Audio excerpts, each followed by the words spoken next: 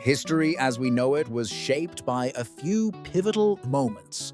One of the most dramatic what-ifs.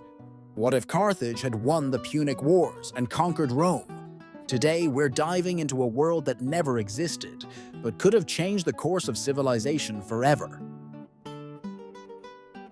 The divergence point. Our story begins in 218 BCE. Hannibal Barca, Carthage's brilliant general, crosses the Alps with his army.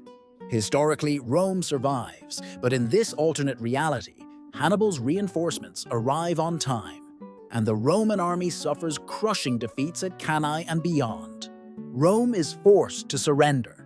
Sicily, Sardinia, and southern Italy fall under Carthaginian control, and Rome itself becomes a tributary state, a shadow of its former glory. Immediate consequences. With Rome out of the picture, Carthage dominates the western Mediterranean. Iberia is fully annexed, and mercantile colonies thrive along the coast. Latin culture never spreads, and the famed Roman legions disappear from history. Rome's absence also means Europe remains fragmented. Celtic and Germanic tribes continue largely unchallenged, developing on their own terms rather than under Roman rule. Long-term ripple effects. Over the centuries, Carthage enforces a Punic Pax, a period of economic stability and trade dominance. North Africa becomes the cultural and economic heart of the Mediterranean, while Europe remains decentralized, tribal, and slower to develop.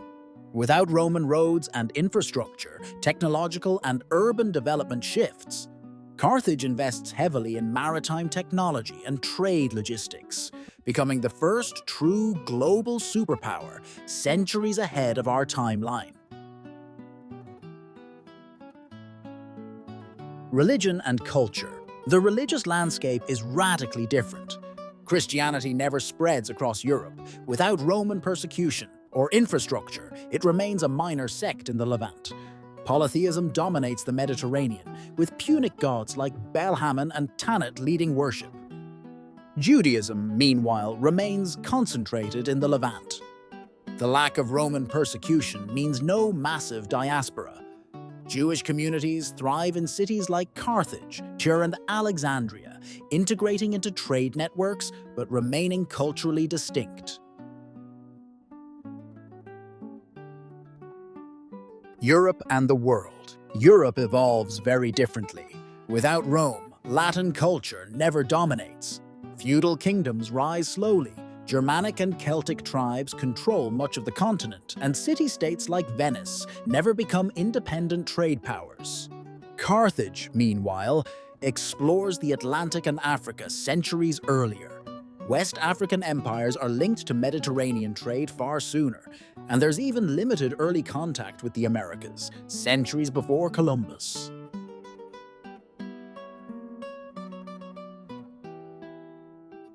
The modern era. By the 19th and 20th centuries, Carthage is the dominant global superpower.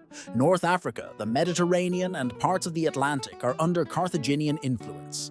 Europe remains a patchwork of small kingdoms, technologically behind, but culturally diverse. Indigenous civilizations in the Americas retain autonomy longer, while Judaism and other ancient religions continue along historic trade routes. Closing thoughts. A Carthaginian victory over Rome would have reshaped the world as we know it.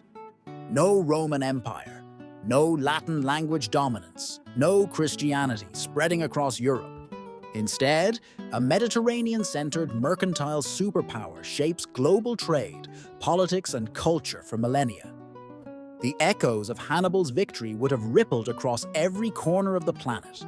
So the next time you think about history, remember, a single battle or a single reinforcement arriving on time can change the entire world.